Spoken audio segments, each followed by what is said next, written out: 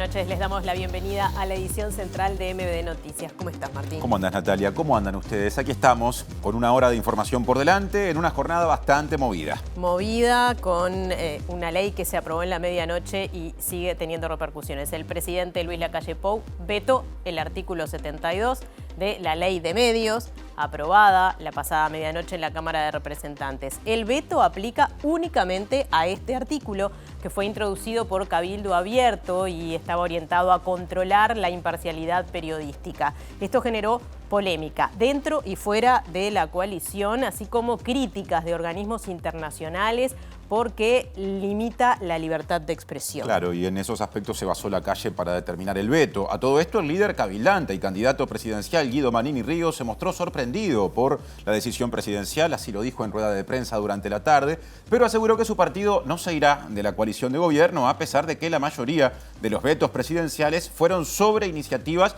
de Cabildo Abierto, o sea, de su fuerza política. El veto, recordemos, debe ser aprobado por la Asamblea General y solo se podrá levantar si se alcanza un nivel de 3/5 de votos, algo que no parece probable. Bien, vamos al repaso de esta información, vamos a tener el desarrollo de la misma y mucho más. Acá están los titulares de hoy. El politólogo y especialista en crimen organizado Juan Pablo Luna señaló que la regulación del mercado de cannabis no generó el impacto pensado y expuso al país al ingreso de bandas de narcotraficantes. El diputado nacionalista Martín Lema criticó el estado de las paradas de ómnibus de Montevideo tras un relevamiento de unas 3.600 que advierte falta de paredes, cartelería y bancos. Varias organizaciones sociales y barriales reunidas en La Vida Vale le presentarán a los candidatos a la presidencia propuestas para atender el problema de la inseguridad. El Sindicato Médico del Uruguay y el Sindicato del Personal No Médico del sector privado defendieron ante el Parlamento la necesidad de asistir financieramente al CASMU para mantener su funcionamiento y asegurar la calidad asistencial. El 71% de las personas uruguayas entiende que hubo fraude en las elecciones de Venezuela, según la Usina de Percepción Ciudadana, y dentro de los votantes frente amplistas, 1 de cada 10 confía en el resultado. El Papa Francisco respaldó a los organismos de derechos humanos argentinos en medio de la crisis que provocó la reunión de diputados y diputadas oficialistas con represores de la última dictadura militar de ese país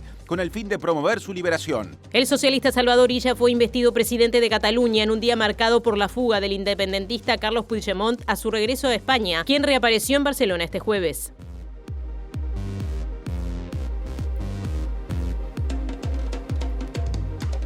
Recuerden que además de seguirnos en la pantalla tradicional de TV Ciudad, nos pueden ver nuestras ediciones informativas en tvciudad.uy y también en vivo a través de YouTube. Además nos pueden oír mediante Uniradio 107.7 de FM y uniradio.edu.uy. Hay móviles de arranque como siempre. Sí, Martín, y más actividad en el Parlamento porque en este momento el ministro del Interior está en la Comisión de Seguridad y Convivencia. Allí lo vemos. Diego Martín está también en el Parlamento. El proceso de la nueva categorización tiene una gran categoría que se llama ajustes de cuentas, donde van muchas cosas allá adentro.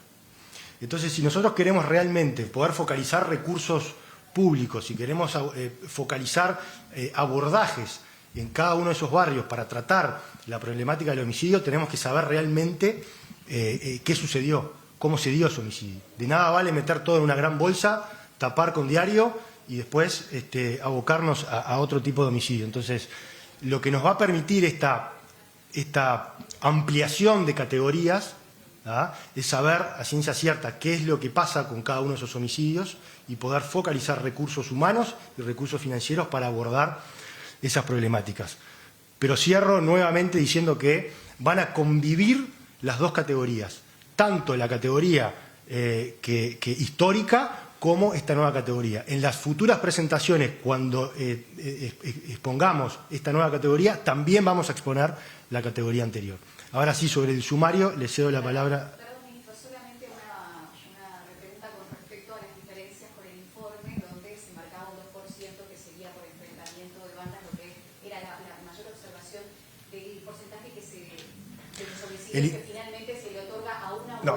El informe lo que dice que hay un 2% de homicidios producto de luchas entre bandas vinculadas al narcotráfico y que hay un 11% de homicidios vinculados al narcotráfico, ¿verdad? Pero hay una categoría que hay delitos que todavía no se sabe a ciencia cierta si fueron por una cuestión de narcotráfico o no. Que en la actual... Bien, vamos a tener más de la comparecencia del ministro del Interior más adelante. Ahora, en esta nochecita fría, Julieta Núñez Tomás en las calles de Montevideo nos habla de los refugios del MIDE. Julieta. Así es un gran tema y vamos a estar profundizando justamente sobre estas decenas de centros nocturnos que se transformaron a centros 24 horas y que a meses de esta transformación presentan, según los propios usuarios y usuarias, algunas problemáticas vinculadas a la convivencia. Por eso vamos a estar hablando con quienes trabajan en estos refugios, puntualmente con representante del sindicato Sutiga. Otro asunto, MBD Noticias habló con personas usuarias del transporte colectivo de Montevideo para conocer su opinión con respecto al estado de las paradas de ómnibus del departamento capitalino, luego de que el diputado nacionalista Martín Lema hiciera públicos los datos de un relevamiento promovido por él que da cuenta, a su entender, de una mala situación en general en ese rubro. El relevamiento se hizo sobre 3.611 paradas.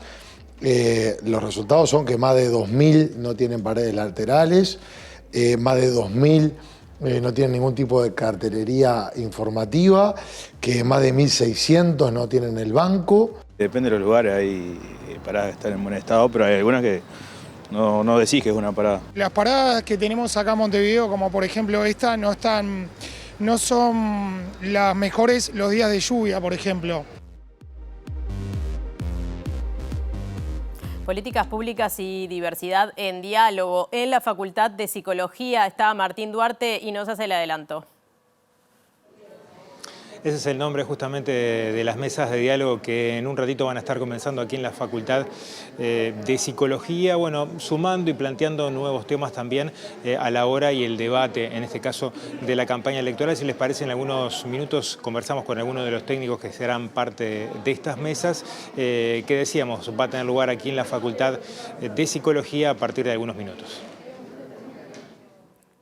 Bien, comenzamos el desarrollo de la información con este que fue el tema de portada y el tema del día. El presidente Luis Lacalle Pou vetó el artículo 72 de la Ley de Medios que fue aprobada esta madrugada en la Cámara de Representantes. Sí, la notificación del veto ingresará al Parlamento, al Poder Legislativo en las próximas horas y recordemos que únicamente pasa o se centra, está vinculada a ese artículo, el 72, en su momento promovido por Cabildo Abierto con la intención, por lo menos eso se dijo siempre desde ese partido, de garantizar el equilibrio y la imparcialidad informativa. El artículo 72 establece que los medios de comunicación tienen el deber de brindar a los ciudadanos información, análisis, opiniones, comentarios y valoraciones de manera completa, imparcial, seria, rigurosa, plural y equilibrada entre los actores políticos y respecto a los mismos. Esta medianoche la Cámara de Diputados aprobó con 50 votos del oficialismo en 91 la Ley de Servicios de Difusión de Contenido Audiovisual, conocida como Ley de Medios. El Partido Colorado había planteado reparos con la iniciativa del artículo 72, aunque finalmente la acompañaron con la expectativa de que el presidente Luis Lacalle Pou lo vetara. Según publica La Diaria, en base a fuentes de presidencia, Lacalle Pou ya tenía redactado el veto hace tiempo y una vez que lo firmen todos los ministros, ingresará al Parlamento a más tardar mañana de mañana. Telemundo informó que desde Torre Ejecutiva entienden que los ministros de Cabildo Abierto pueden no firmarlo. El presidente Lacalle Pou utilizó previamente el veto ante iniciativas del partido liderado por Guido Manini Ríos. En 2021 vetó la denominada Ley Forestal que aprobaron el Frente Amplio y Cabildo Abierto. En 2023 aplicó el veto al artículo de la rendición de cuentas que inhibía a los fiscales penales a trabajar como abogados después del cese en sus cargos. El artículo había sido propuesto por Cabildo Abierto. Y 2 meses más tarde vetó 3 artículos de la ley que buscaba garantizar el cobro de la indemnización por despido a los trabajadores de Casa de Galicia. En este caso, Cabildo Abierto, el Frente Amplio y algunos legisladores de los partidos Nacional y Colorado habían votado la iniciativa. Y el senador y candidato presidencial cabildante Guido Manini Ríos dijo que no esperaba el veto presidencial al artículo 72 de la Ley de Medios, pero aclaró que no está en duda la permanencia de Cabildo Abierto en la coalición de gobierno. Defendió el artículo vetado por entender que garantizaba a la ciudadanía veracidad informativa, algo que a su criterio corre riesgo debido a la concentración mediática. Yo pensé que el presidente no lo iba a vetar ese artículo en el entendido de que leyendo bien el artículo uno ve que lo que busca es garantizarle al ciudadano de a pie que va a decidir su voto en base a información veraz. En el futuro puede pasar que, dada la concentración de medios que se puede ir desarrollando en el tiempo, los 3 o 4 dueños de los medios de comunicación decidan a quién le pone el micrófono y a quién no se lo ponen. Bueno, para evitar eso, este artículo lo que dice es que la información debe ser completa, veraz, plural. Yo no veo a quién ofende eso. Para confusión, no genera luz. Dispuesto a brindar información completa, veraz y plural. Solamente a alguien le puede ofender. Lo que tiene mal la ley entonces es que permite concentrar en 3 o 4 medios toda la información. La ley tiene aspectos que son mucho más polémicos que este artículo 72. ¿Habló con el presidente hoy antes del veto? No hablé con él, no me anunció. ¿Se cumplió la negociación entonces? Porque usted dice que accedieron a votar a cambio de ese artículo. Bueno, saque usted su conclusión. Siendo puntualmente el caso de hoy, es el tercer veto a Cabildo Abierto de parte del presidente de la República. ¿Cómo valora esto? Y bueno, es una señal clara de que Cabildo se incursiona a veces en temas que van más allá de lo políticamente correcto y de lo que significa la afectación a determinados intereses que se ven afectados y que, bueno, en cierta forma llevan a que se termine vetando sus propuestas. Y el senador Frente Amplista Óscar Andrade señaló que el artículo de la ley de medios vetada por el presidente es solo una parte de la complejidad de esta norma y fue crítico con otros aspectos que se aprobaron. Y discrepó con quienes interpretan que el veto es un veto contra Cabildo Abierto. Una parte de la complejidad de la ley de medios era ese artículo, pero apenas una parte que tenía que ver con un elemento muy importante que es determinadas formas de limitar la libertad de expresión, pero hay todo un costado de la ley de medios en el sentido de favorecer la concentración, de complicarle la vida ante él, del no cobro del canon, de aparte del no cobro del canon, de liquidar el fondo para la producción audiovisual y con esa liquidación generar problemas desde el punto de vista de una de las áreas de puesto de trabajo y de fomento de la cultura que quedaron intactas, desde la creación de un presidente de los medios públicos que va a durar ahora, se crea para todo el periodo que viene, o sea, hay un conjunto de aspectos de la ley de medios que además se toman de manera precipitada, o sea, sin ningún informe técnico o económico que pueda colocarse arriba de la mesa, que evalúe el impacto que le va a generar ante él la cuestión de la ley de medios. Entonces, un costado de la ley de medios es el veto. Hoy, curiosamente, apenas conocí la noticia, algunos portales titulaban tercer veto del presidente a Cabildo, y en realidad los vetos no han sido a Cabildo. En nuestra opinión, el tema de la ley de medios va en la dirección de lo que fue la entrega del puerto, va en la dirección de lo que fue la habilitación para que los grandes consumidores compren energía privada si no la UTE, o sea, debilitar roles esenciales del Estado. En este caso, con respecto al Internet, que es un negocio de 400 millones de dólares por año, o sea, es un negocio principal.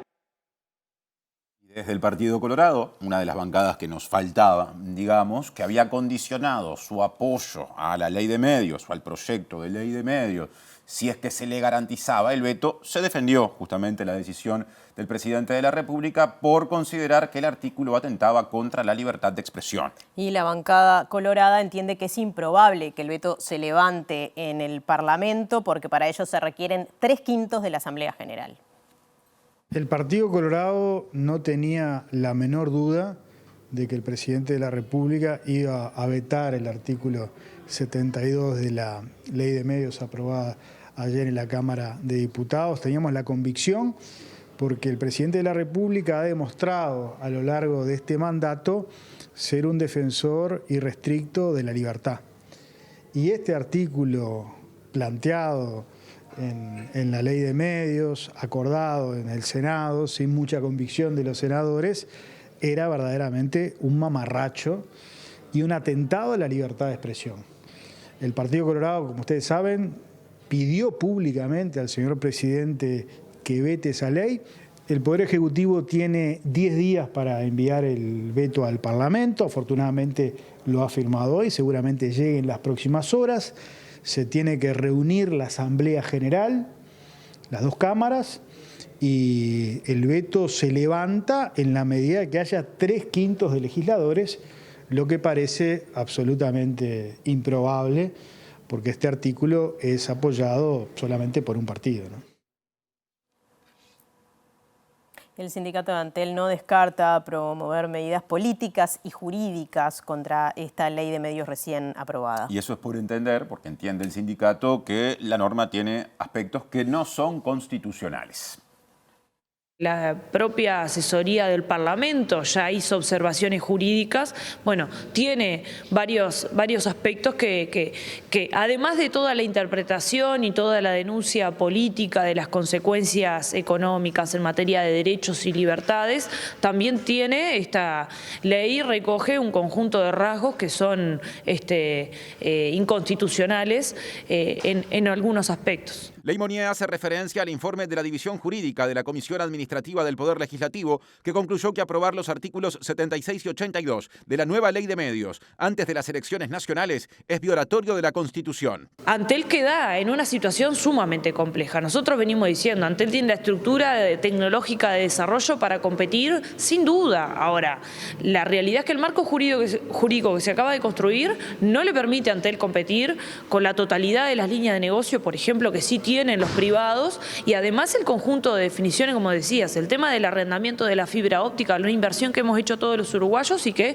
pretende ser usufructuada por un precio irrisorio por el privado. O sea, es una situación compleja.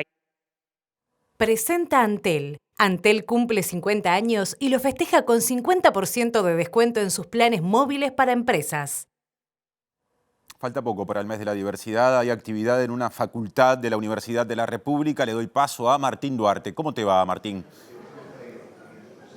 Gracias, Martín. Bueno, estamos a minutos de que comience esta actividad en el Salón de Actos de la Facultad de Psicología, así que están invitados para sumarse a este debate. Le agradecemos estos minutos a Alejandra López y a Marcela Yen, que van a estar participando y coordinando también esta actividad que plantea el eje de políticas públicas y diversidad a la hora de generar algunas mesas de diálogo. Alejandra, contanos cómo nace esta iniciativa, cuáles van a ser los ejes de trabajo. Ya lo vamos a estar ampliando también con Marcela, pero bueno, la iniciativa de la facultad de poner también temas de debate en la agenda, sobre todo en un año que es muy importante porque, bueno, se generan los programas de trabajo y también en medio de una campaña electoral, ¿no? Exactamente, gracias Martín. Sí, efectivamente. Bueno, en realidad esta actividad forma parte de un ciclo de actividades que estamos organizando durante este mes y septiembre en el marco de los 25 años de los estudios de género, sexualidad y salud reproductiva en Facultad de Psicología, que es realmente un acumulado de trabajo muy importante de investigación, de enseñanza y de extensión universitaria. Y en ese contexto los temas de diversidad, de una perspectiva interseccional de la diversidad, es decir, en todas las dimensiones de la diversidad, es un asunto que es un tema de especial relevancia para el tratamiento del programa, de nuestro programa académico, pero también pensando en el desarrollo de políticas públicas que efectivamente incorporen una perspectiva de diversidad en sus diseños, en su implementación y en sus evaluaciones. En un año, como tú decías, muy importante para el Uruguay, en el cual se proyecta el futuro del gobierno nacional y también departamental el año que viene, y por lo tanto queremos como ámbito, desde el ámbito académico, hacer una contribución a la discusión social y política sobre cómo incorporar una perspectiva transversal de diversidad en las políticas públicas, y para eso esta actividad es parte de ese proceso. Tenemos pensado también el Encuentro Nacional de Investigación de Buenas Prácticas en Educación Integral de la Sexualidad, el 4 y 5 de septiembre, también la presentación de una cátedra UNESCO sobre igualdad de género y masculinidades, algunos de los grandes temas de la agenda que a nuestro criterio deberían ser tomados en cuenta en la definición de cuáles deberían ser los lineamientos, digamos, de algunas políticas públicas nacionales pensando en el Uruguay del siglo XXI. En esa perspectiva, esta es la actividad. Y va a ser una actividad muy interesante donde distintas vocerías, digamos, y aprendizajes de distintos lugares se van a confluir en un diálogo que esperemos que sea muy productivo para quienes nos acompañan y que también va a quedar grabado en el canal de YouTube de la Facultad de Psicología para quienes lo puedan ver después si no pueden acompañarnos hoy. En ese sentido, Marcela, ¿cómo fue el diseño de las mesas, los ejes de trabajo y los desafíos también que plantea en el ejercicio académico esta actividad? Bueno, de hecho estamos en el marco también de la visita de un profesor de la Universidad de Vic de Cataluña, Gerard Corplanas, y de hecho esta iniciativa junta a varios países, ¿no? Nosotras reflexionando desde Uruguay, pero también, bueno, junto a Gerard, que nos va a traer la experiencia en políticas públicas y los retos que hay en España. Después vamos a estar presentando un poco lo que sucede en nuestro país, investigaciones que hemos realizado desde aquí, desde la facultad. ¿Qué nos puedes adelantar de eso? Bueno, vamos a hacer un foco en salud, en realidad, y vamos a estar hablando un poco de las cosas que hemos estado viendo a nivel de políticas públicas, pero también nuestros enfoques y cómo además incorporamos también en nuestras miradas teóricas, conceptuales, elaboraciones que no solo vienen desde la academia, sino también desde los movimientos sociales, todo esto en diálogo con las políticas públicas. Creo que un poco el foco que hemos tenido desde el programa siempre ha sido generar investigación rigurosa, de calidad, pero que dialogue con las políticas públicas, con otros actores y que sea un aporte, ¿no?, en ese sentido sustantivo. Y de hecho la segunda mesa de diálogo que vamos a tener confluyen diferentes actores que vienen desde la academia, desde la sociedad civil, desde la generación de políticas públicas también, desde el sistema de Naciones Unidas también, van a estar ahí moderando y aportando comentarios en esto de tratar entonces de pensar los problemas complejos que tenemos de las políticas, las brechas que tenemos, los retos que tenemos para el futuro, pero también todo lo que hemos avanzado, ¿no? Marcela, Alejandra, les agradezco mucho. A cuenta de seguir charlando, está por arrancar la actividad. Quienes se quieran dar una vuelta aquí por la Facultad de Psicología lo pueden hacer, o como decía Alejandra, también seguir a través de los canales de YouTube de la propia facultad. Presentó Antel. Antel cumple 50 años y lo festeja con 50% de descuento en sus planes móviles para empresas. Otro asunto y desde estudios. La Comisión de Legislación del Trabajo y la Seguridad Social de la Cámara Baja aprobó un proyecto de ley que cambia la regulación del trabajo sexual y que la semana que viene, el miércoles que viene, va a ser considerado por el plenario de esa Cámara. El Frente Amplio votó en contra por considerar que el texto tiene una visión más sanitaria que laboral, pese a que en la bancada oficialista se destacó que se consultó al Ministerio de Trabajo y Seguridad Social. La diputada colorada María Eugenia Rosselló, que corredactó el proyecto con el diputado nacionalista Pedro Gizonián, dijo que la iniciativa derogará la ley regulatoria del trabajo sexual actualmente vigente, que es del año 2002. Derogamos algo bien importante que ellas nos reclamaban, que era el registro de la trabajadora sexual. Son los únicos trabajadores del país que tienen que ir a una comisaría a decir sus datos para informar que van a trabajar, de lo que van a trabajar. O sea, esto es importante aclararlo porque esto va a quedar eliminado. Se le amplía la cobertura en cuanto a la seguridad social, que es algo que ellas también ven afectado. Se les va a dar la posibilidad de que puedan tener monotributo simple, monotributo social MIDES, que puedan conformar cooperativas. Se les va a dar una libreta de salud mucho más integral de lo que hoy tienen, que es mucho más beneficioso para ellas, que se les va a entregar su propio prestador, ya sea público o privado. El diputado frente amplista Daniel Gerhard dijo que el texto oficialista fue presentado con poca antelación y defendió un proyecto del Frente Amplio que finalmente no prosperó. Este proyecto, a diferencia del nuestro, mantiene la rectoría y la mirada sanitarista. Por ejemplo, la comisión honoraria seguiría siendo presidida por el Ministerio de Salud. El esfuerzo de nuestro proyecto ponía esto en el centro, que esto era de trabajadores, materia laboral de alguna manera, ¿no? Por lo tanto, entendíamos que la comisión honoraria de seguimiento del trabajo sexual tenía que ser presidida por el Ministerio de Trabajo. En este proyecto el Ministerio de Trabajo no asume ninguna nueva participación y para nosotros será clave. Y en otro asunto, el diputado nacionalista Martín Lema cuestionó el estado de las paradas de ómnibus en Montevideo, valiéndose de un relevamiento que se realizó sobre 3.600. El diputado, recordemos, se perfila para ser candidato por la coalición republicana, o sea, la actual coalición de gobierno nacional a intendente de Montevideo el año que viene, y valoró que la intendencia tenga un plan en marcha de renovar unas 400 paradas de ómnibus, pero dijo que es una inversión insuficiente porque solo representa el 11% del total. El reglamento se hizo sobre 3.611 paradas.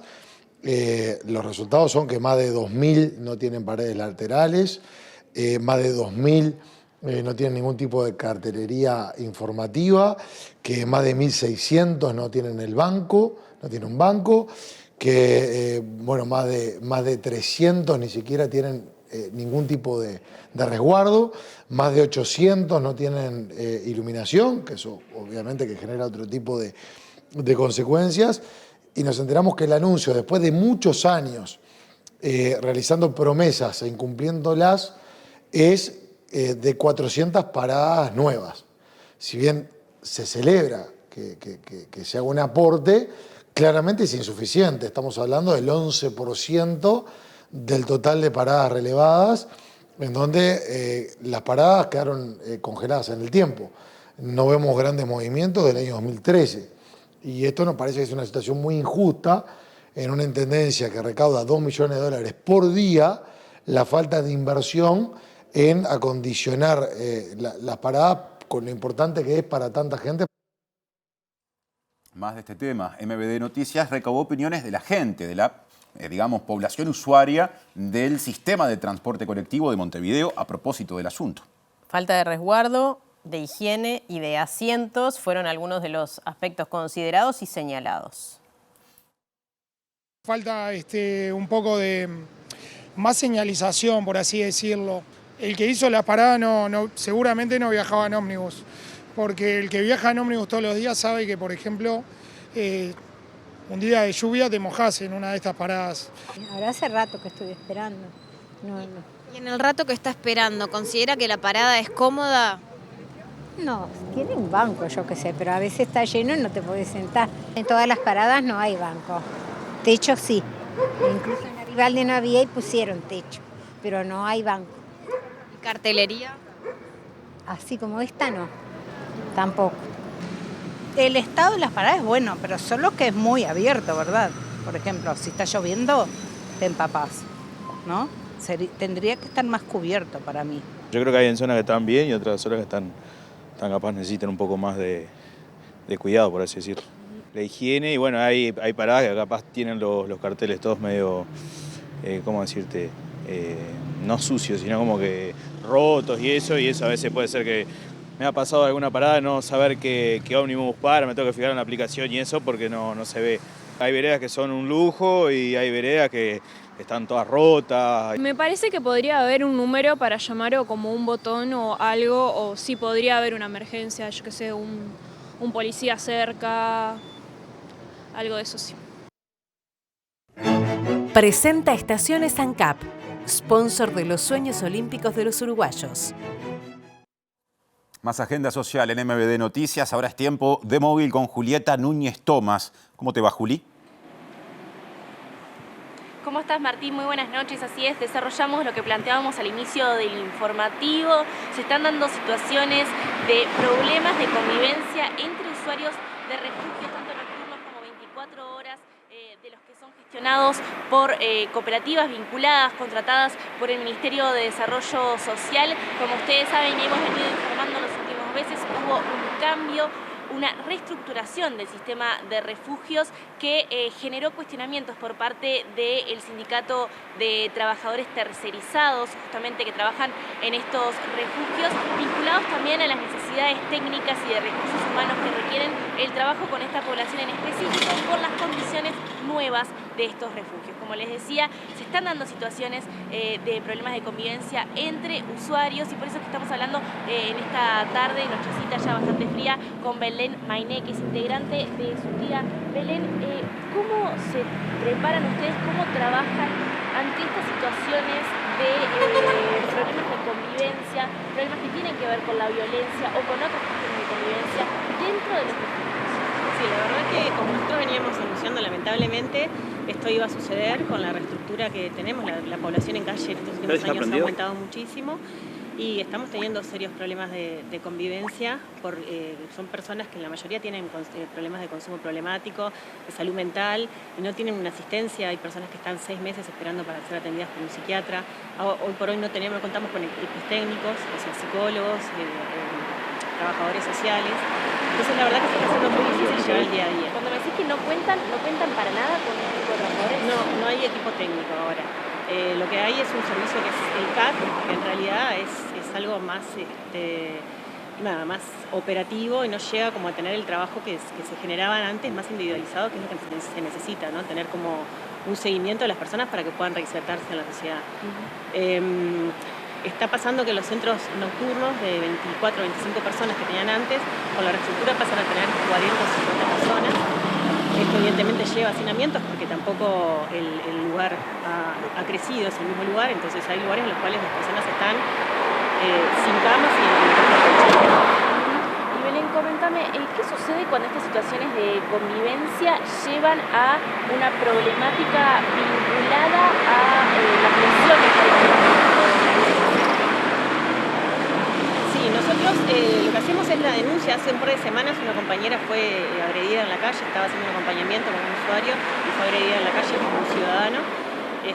Y bueno, en realidad no tenemos mucho más que hacer, que nosotros hacemos las denuncias correspondientes, pero... Presentó Estaciones ANCAP, sponsor de los sueños olímpicos de los uruguayos.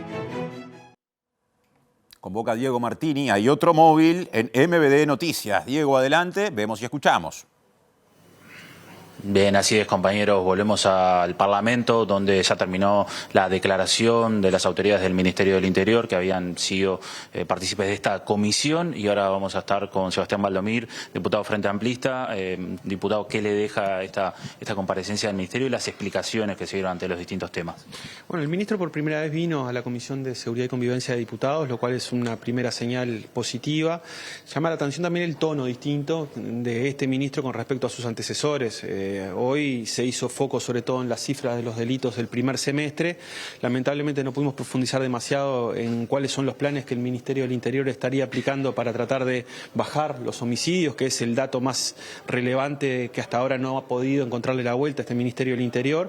Y cuando se le preguntó por parte del Frente Amplio acerca de cómo valoraba él que este va a ser el quinquenio con mayor cantidad de homicidios desde que se lleva registro, bueno, primero lo tuvo que admitir, segundo, para él entiende que no es la mejor manera comparar periodos quinquenales. Lamentablemente nosotros no pudimos repreguntar en ese sentido, pero bueno, hay que tener en cuenta de que cuando un periodo de gobierno cierra, se lo tiene que evaluar por los rendimientos y sobre todo los resultados en materia de criminalidad. Y el dato más duro en ese sentido no es la baja de las denuncias de hurto, rapiña o abigeato, sino datos duros que hay, como por ejemplo que no se han podido bajar los homicidios y que las denuncias de violencia doméstica, de violencia basada en género, siguen estando tan altos y la curva ascendente de los últimos años no se ha podido revertir la tendencia. El ministro acá lo que dijo, la explicación que dio a esa pregunta es que es algo muy difícil de bajar, sobre todo porque el Frente Amplio dejó los números muy altos, negativos obviamente, y que el homicidio no se puede prevenir y que recién ahora el Ministerio está con un enfoque dual de prevención también. Bueno, pero a ver, el Ministerio del Interior es uno solo y anteriores ministros del mismo partido de gobierno decían que estaban aplicando planes para revertir el aumento de los homicidios. Este quinquenio va a terminar siendo el de mayor cantidad de muertes violentas y eso es un dato que lamentablemente como sociedad estamos padeciendo y que este gobierno no ha podido revertir. Pero señalaba el cambio del tono porque el ministro señalaba en varias oportunidades la necesidad de tener un discurso serio, un tipo de intercambio maduro para que a la sociedad no le demos una señal equivocada sobre el principal tema de preocupación. Ahora, eso contrasta con lo que se hizo 4 años atrás en la campaña electoral cuando el actual oficialismo, en aquel momento en campaña, incendió el debate sobre la seguridad pública y poco menos que hizo colocar en la opinión pública que todo dependía de la pésima gestión del Ministerio del Interior del Frente Amplio y que cuando vinieran ellos era apoyar a la policía, procesar los cambios de la LUC y que todo se iba a revertir. Bueno, no se revirtieron las tendencias en violencia homicida y particularmente temas que preocupan a nuestra sociedad siguen estando tan complejos y larvados como hace 5 años atrás. Es decir, perdimos 5 años, no se mejoró en situación de la convivencia en los barrios y este gobierno no le encontró la vuelta para tratar de revertir lo que prometieron en campaña. Diputado, ¿conformaron los resultados o la comparecencia del ministro? Fue una buena jornada de trabajo, demoramos casi 3 horas y media con preguntas que fueron en su mayoría respondidas. Insisto que este ministro tiene un tono distinto al de su antecesor, el actual senador Heber.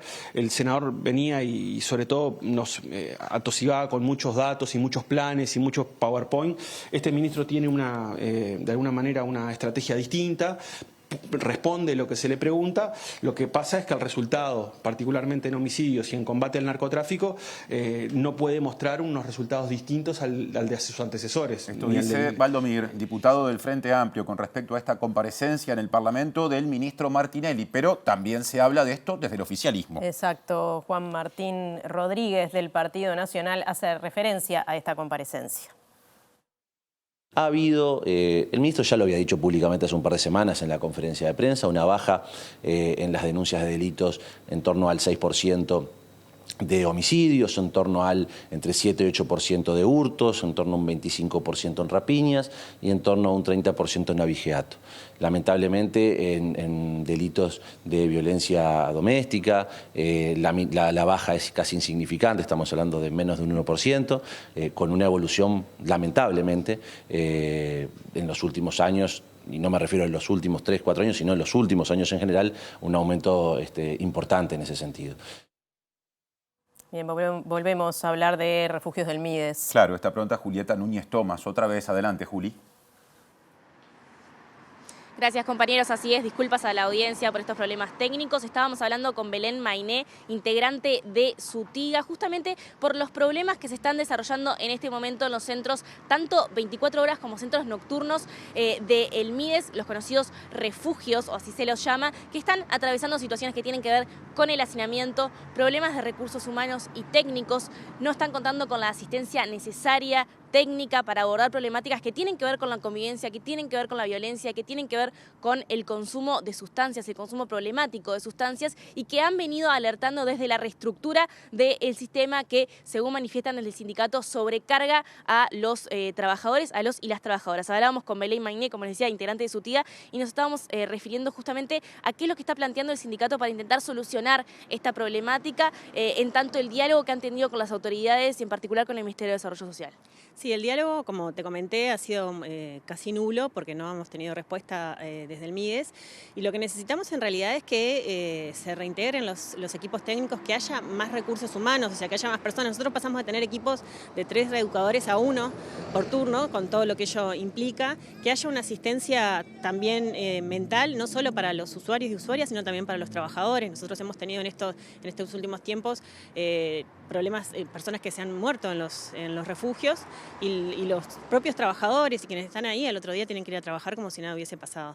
Entonces también necesitamos, además de una mejora salarial, porque también hubo una reducción de salario con esta reestructura de un 30%, más personas, más capacitación a quienes están, y más recursos de todo tipo, ¿no? Que se vea la problemática de las personas en situación de calle desde otro lugar.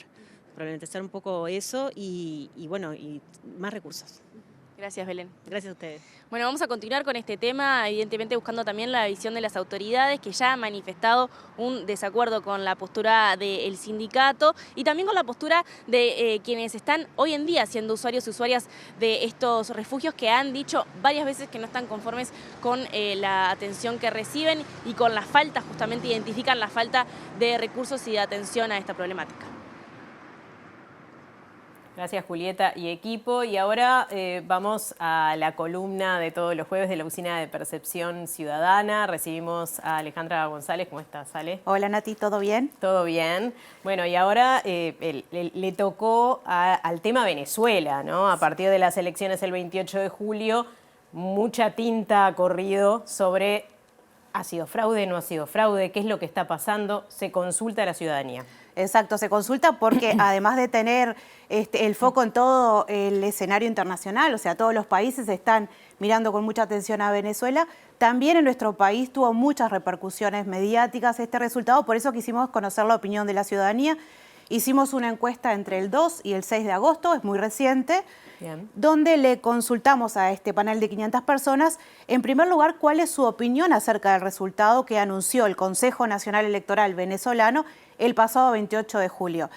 Vemos que hay un porcentaje muy significativo, este 71% en la barra roja, que entiende que hubo fraude. Bien, solo un 7% de las personas plantea que el resultado anunciado por el Consejo Nacional Electoral es verdadero. Y bueno, ahí tenemos un 14% de personas que no saben o no contestan a esta consigna. Sí. como llamativo, porque en realidad estuvo sobrevolando el tema de que quienes más apoyan este resultado son los votantes frente amplistas, quisimos indagar sobre eso y particularmente en el corte de preferencias político-partidarias, podemos decir que los datos derriban esta hipótesis. Solo 1 de cada 10 frente amplistas considera que los datos anunciados, los resultados anunciados son verdaderos.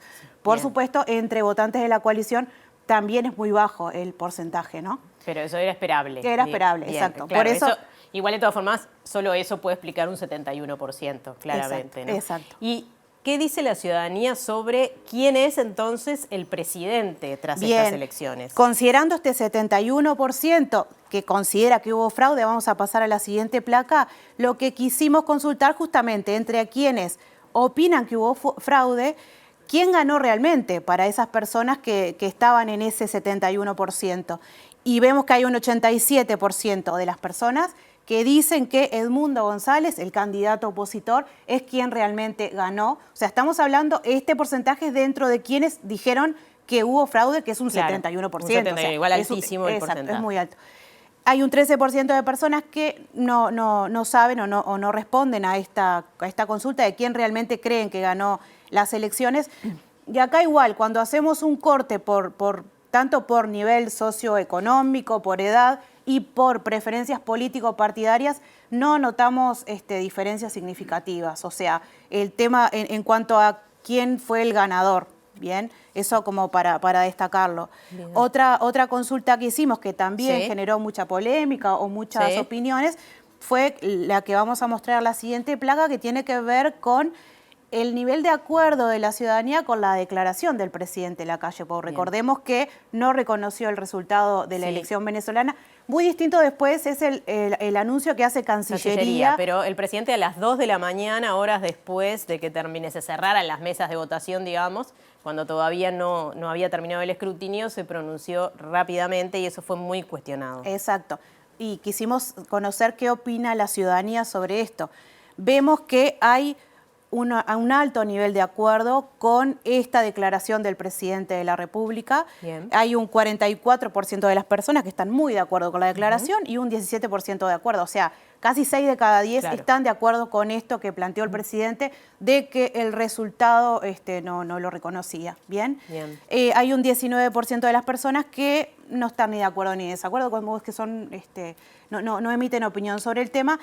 Y los niveles de desacuerdo con la declaración del presidente, si comparamos con son mucho más bajos, ¿no? Estamos hablando de un 15%, exactamente. Bien. Bueno, muchas gracias, Alejandra. Obviamente esto servirá de insumo también para las distintas corrientes políticas y para los ciudadanos y ciudadanas en general. Muchas gracias, nos reencontramos la semana que viene. Hasta el jueves. Ya continúa Martín. Con asuntos vinculados al crimen organizado, porque el politólogo especializado justamente en esos aspectos, Juan Pablo Luna, que es uruguayo, aseguró que los mercados ilegales han dinamizado el crecimiento, justamente el crecimiento económico en América Latina, y les están imponiendo desde ese lugar condiciones a los estados y también a la democracia. Este académico aseguró además que el populismo punitivista, usó esa expresión, funciona electoralmente, pero finalmente conduce a malos resultados sociales.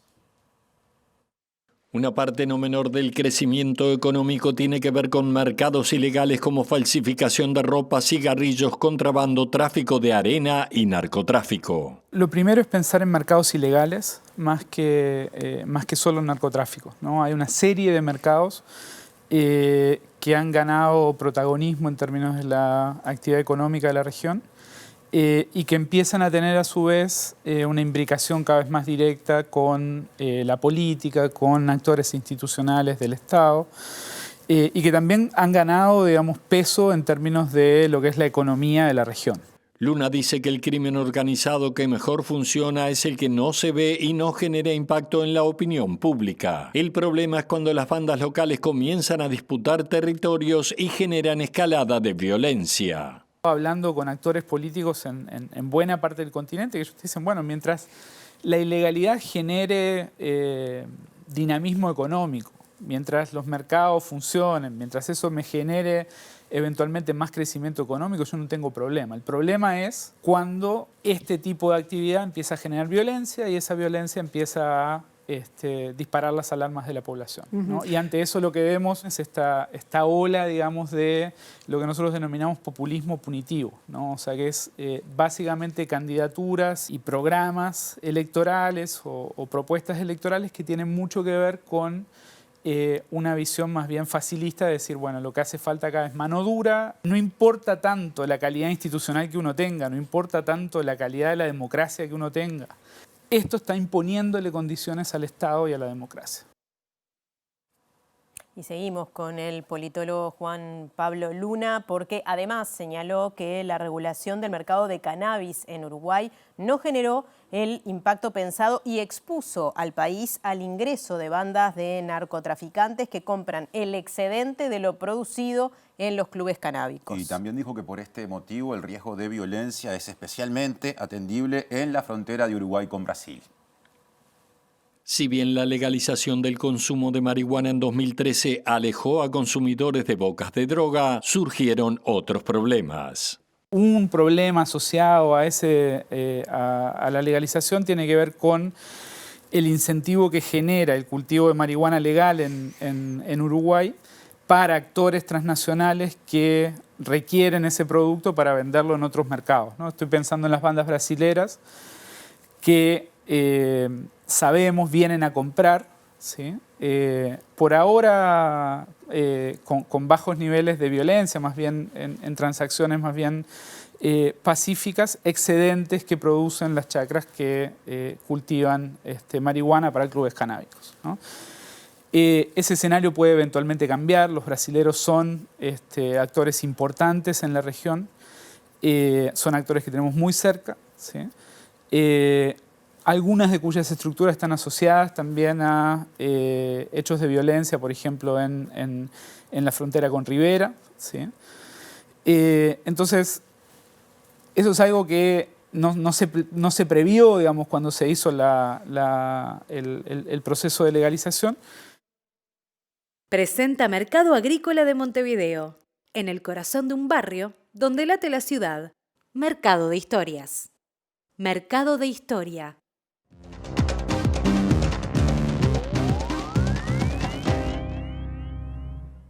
¿Qué tal? Buenas noches. Abrimos el capítulo internacional donde la visita de 6 legisladores del partido de Milei, La Libertad Avanza, a notorios represores de la última dictadura sigue generando reacciones. No solamente las que se están dando a nivel político y judicial en la República Argentina, sino también que hoy el Papa Francisco se manifestó a propósito de esta situación. Recordemos que entre esos represores visitados, tal vez el más notorio es el ángel de la muerte, Alfredo Astiz, uno de los artífices de los vuelos de la muerte, pero también estaba Raúl Guglielminetti, notorio integrante de la AAA, el hijo de Suárez Mason, y también nuestro conocido Manuel Cordero, que está purgando una prisión de 25 años. También había otros notorios represores, algunos con cadena perpetua, además de los legisladores, y un cura que está promoviendo precisamente un proyecto para liberarlos. El Papa Francisco envió hoy un mensaje a las organizaciones de que no aflojen, de que sigan adelante con esa lucha por la verdad y la justicia, y naturalmente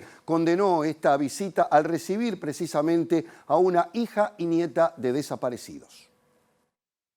No aflojen, conserven la memoria de lo que han recibido, no solo de las ideas, sino de los testimonios. Ese es el mensaje que les doy en este día, afirmó el Papa Francisco durante una reunión que sostuvo con Anita Fernández, hija de Ana María Careaga, a quien secuestraron y torturaron cuando estaba embarazada de su hija, y nieta de Esther Balestrino de Careaga, una mujer que fue víctima de los llamados vuelos de la muerte. La posición de Francisco quedó plasmada en un comunicado que el Instituto Espacio para la Memoria difundió después del encuentro que se llevó a cabo en la residencia de Santa Marta en Roma y que se suma a la controversia que provocó la noticia de que 6 diputados de la bancada de La Libertad Avanza, el partido de Milei, habían visitado y apoyado a represores condenados por delitos de lesa humanidad, entre ellos Alfredo Astiz, el ángel de la muerte, uno de los personajes más emblemáticos y temibles de la dictadura. La intervención del Papa profundizó todavía más un caso que se ha convertido en una grave crisis para Milei, un presidente que suele negar los crímenes de la dictadura y que ha desmantelado las políticas de derechos humanos que este país construyó durante varias décadas. Esta semana se difundió la foto del encuentro entre diputados y represores, además de un video del cura Javier Olivera Rabasi, quien promovió la reunión y reconoció que se está buscando la liberación de los condenados, afirmando que está prácticamente terminado un proyecto conversado hace algunos meses y que busca que todos los represores salgan de prisión con el pretexto de su edad, problemas de salud o supuestas irregularidades en su detención.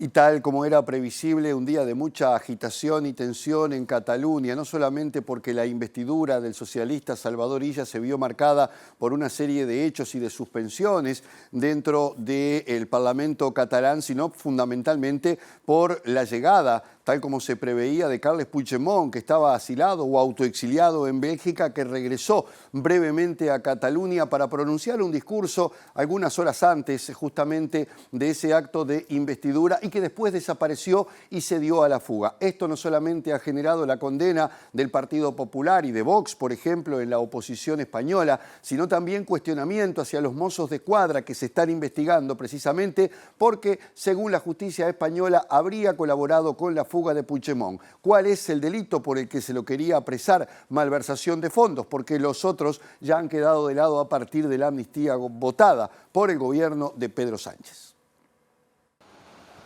Luego de un poco más de 3 horas de búsqueda, los Mossos de Escuadra levantaron la operación Jaula con la que pensaban localizar el vehículo en el que sospechaban escapó Puigdemont, quien había llegado acompañado por dirigentes de su partido independentista Junts per Catalunya para hablar desde un escenario instalado frente al conocido Arco del Triunfo de Barcelona. Al grito de independencia y con banderas catalanas, los seguidores de Puigdemont recibieron al ex líder separatista quien tras 5 minutos de discurso, se dirigió junto a miles de personas que lo acompañaron en su intento de llegar al Parlamento Regional, donde estaba prevista la sesión de investidura del socialista Salvador Illa como nuevo presidente autónomo de Cataluña. Puigdemont habría afrontado su detención por un delito de malversación pendiente que él niega si hubiera intentado pasar el filtro de agentes de los Mossos de Escuadra en la única entrada habilitada al Parlamento catalán, hecho que habría aplazado o retrasado la investidura de un gobierno socialista en Cataluña y habría puesto en peligro la frágil alianza del gobierno nacional con Junts, de la que depende para el apoyo legislativo. Sin embargo, Carles Puigdemont nunca estuvo frente a la puerta y desapareció entre la multitud del medio de confusión y especulaciones sobre su paradero y las críticas de la oposición, particularmente del partido ultraderechista Vox, que consideró vergonzoso y cómplice el fallo de las autoridades para detenerlo. Sí, les contamos que la Comisión de Legislación del Trabajo de la Cámara de Diputados recibió hoy a las autoridades del Banco de Previsión Social y en las afueras el movimiento denominado Cincuentones se reunió para exigir que se derogue el artículo 16 de la Ley de Reforma de la Seguridad Social recientemente aprobada por el Poder Legislativo e instancias del Gobierno, que afecta negativamente a las jubilaciones, reduciéndolas en un 10%. Y el diputado cabildante Martín Sodano dijo que este aspecto que recién resumía Natalia no se trabajó en tiempo y forma a nivel de la comisión parlamentaria en su momento.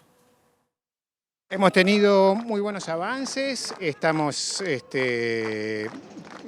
interactuando con la Comisión de Legislación del Trabajo y la Seguridad Social de Diputados, estamos interactuando a los efectos de generar lo que nosotros llamamos la ingeniería jurídico y legal que posibilite la derogación del artículo 16 de la ley 19.590, que es la ley que afecta a nuestras jubilaciones y que, digamos, esa derogación beneficie tanto a quienes ya estamos jubilados como a quienes se jubilen en un futuro. TPS sabemos que es algo que por algo hubo una reforma, por algo hay reformas todavía, es algo deficitario.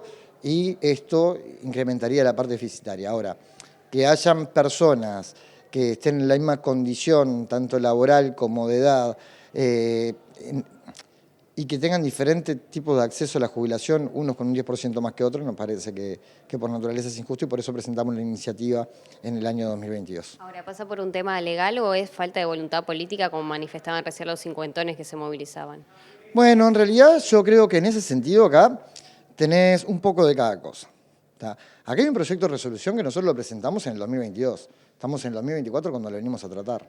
Hubo, creo que, y ahí también hago culpa por más que soy firmante del proyecto, la comisión no lo trabajó en tiempo y forma. Capaz que si la comisión lo hubiera trabajado anteriormente, se votaba por más que el Poder Ejecutivo tomara o no tomara iniciativa. En ese aspecto no se trabajó en tiempo y forma, se demoró. Y luego será cuestión de que ahora está fuera de plazo el Poder Ejecutivo para poder trabajar en esta base, esa es la realidad que hay, y no creo que se pueda conseguir en lo que es este resto de año que queda una solución a esto. Bien, nos estamos yendo, repasamos rápidamente los datos del tiempo. Que continúa la advertencia por parte de Inumet por el posible ingreso de vientos fuertes, de fuertes rachas en la zona costera del país. Claro, el viento está presente por ende en el pronóstico para mañana, viernes 9 de agosto, que tiene, o que se prevé según Inumet, que en Montevideo tenga una mínima de 4 grados, una máxima de 11, cielo cubierto y quizá lluvias y llovinas. Mejoran un poquito las condiciones del tiempo para el sábado 10 de agosto, pero la mínima será de 1 grado y la máxima de 15. Y recuerden que además las sensaciones térmicas son más bajas. Ya llega al lado B, a la pantalla de TV Ciudad. Nuestro reencuentro con las noticias será mañana a las 8, a las 13 y a las 18:55. Que pasen bien. Hasta mañana.